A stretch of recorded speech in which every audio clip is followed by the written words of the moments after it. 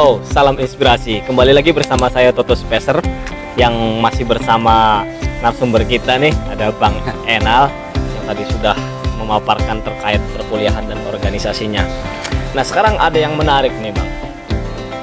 Sekarang di tengah adanya permasalahan ekonomi semacam ini, banyak sekali orang-orang yang membuka sebuah usaha. Entah itu usaha kuliner, desain grafis, kemudian perumahan dan sebagainya.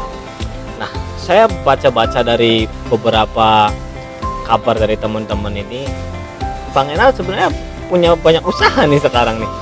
Katanya ada usaha di bidang kuliner, ada usaha di bidang kayu furnitur. Ini bener nggak sih Bang? Sebenarnya apa cuman namanya doang nih yang saya tahu nih? Bisa sharing-sharing lah sama kita di sini, Bang. Artinya saya punya usaha ya di bidang kuliner ya ada di bidang kerajinan juga ada kerajinan. Kalau di bidang kuliner itu saya alihkan ke kakak-kakak saya semua. Emang itu bisnisnya itu atau usahanya itu usaha saya, tapi saya kasihkan ke kakak saya gitu ya. Saya juga tinggal langsung kasihkan ke kakak saya. Artinya ada yang namanya berapa persen nanti keuntungannya itu buat saya. Berarti betul ya selama ini Bang Enal punya berbagai ya, usaha ini? Betul, tapi kalau misalkan saya dikatakan owner ini ya itu hoax.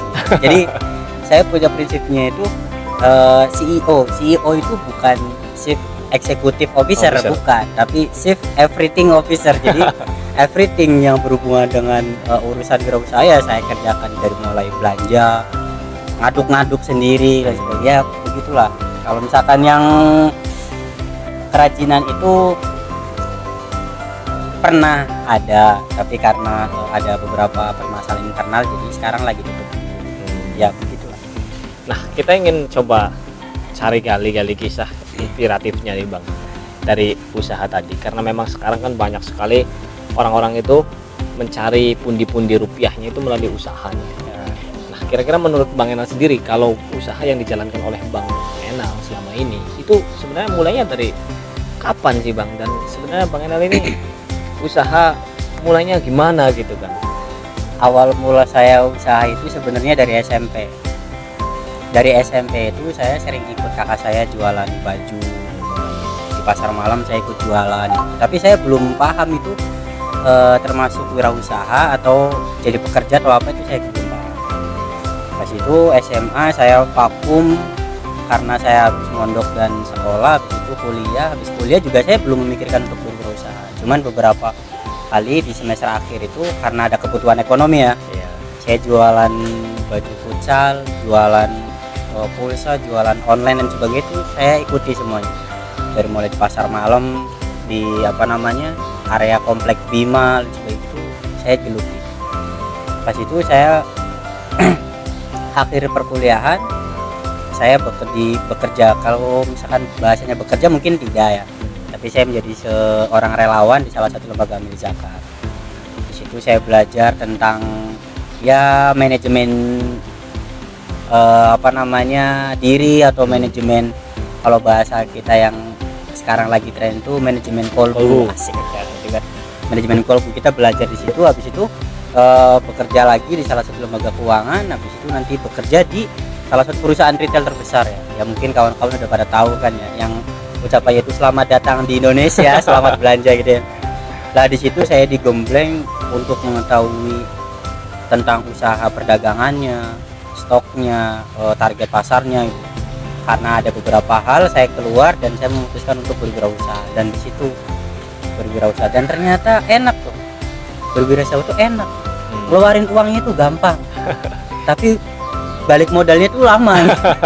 Jadi tapi sebelum ke cerita yang enak-enak nih Bang, berarti sebenarnya untuk wirausaha Bang Enal sendiri ini nggak main-main, dalam arti nggak asal-asalan, ini penuh dengan proses yang cukup panjang kan ya? Pasti. Dari mulai tadi belajar jualan dan lain sebagainya, kemudian juga sempat bekerja juga berarti ya? Sempat bekerja juga, kemudian akhir dari situ baru menemukan jati dirinya lah di usaha ini.